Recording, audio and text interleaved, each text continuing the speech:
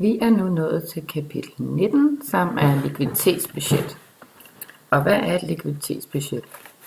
Ja, et likviditetsbudget det er jo et redskab, som virksomheden kan bruge til at styre likviditeten. Og hvad betyder det? Jamen i sådan et likviditetsbudget, der viser man sine forventede indbetalinger og udbetalinger i en given periode. Det kan være et kvartal, eller det kan være et år. Det vil sige, at man laver et regnskab, hvor man siger, at jeg regner med, at vi har så og så mange indtægter, og jeg har så og så mange udgifter, og stiller dem op i et budget. Men hvorfor er det så, at virksomheden skal lave sådan et likviditetsbudget? Lad os se lidt på det.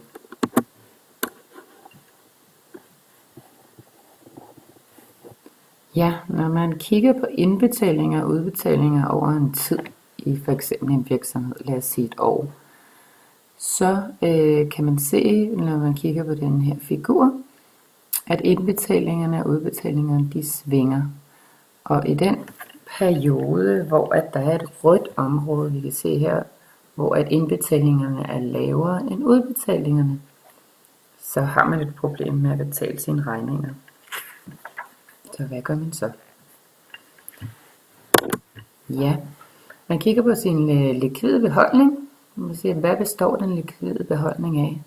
Det består af kassen, det består af det, man har i banken, og det består af det, man kan trække på kassekreditten. Det er den likvide beholdning, som man har til at betale ens regninger med. Ja, når man så laver et likviditetsbudget, så siger man alle ens indbetalinger, og det er jo dem, som man har fået for eksempel fra kontant varesalg, eller fra varedebitorerne, eller for eksempel vores renteindtægter. Dem lægger man sammen. Og så tager man alle udbetalingerne, og udbetalingerne, det kan jo være, når man betaler til nogle varekreditorer, eller andre eksterne omkostninger. Det kan også være, når man køber inventar, eller når der er renteomkostninger, man skal betale til banken, eller afdrage.